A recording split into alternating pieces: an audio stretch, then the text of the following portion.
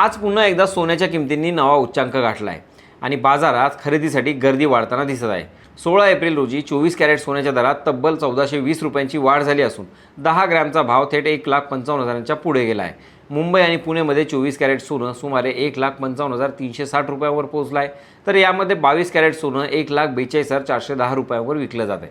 फक्त सोनंच नाही तर चांदीनेही जोरदार उसळी घेतली आहे आणि आज चांदीचा दर तब्बल 2,70,100 रुपये प्रति किलोवर पोहोचला आहे. या वाढीमागं अक्षय तृतीयेची वाढलेली मागणी, डॉलर कमकुवत होणं आणि आंतरराष्ट्रीय घडामोडी ही प्रमुख कारणं मानली जात आहेत.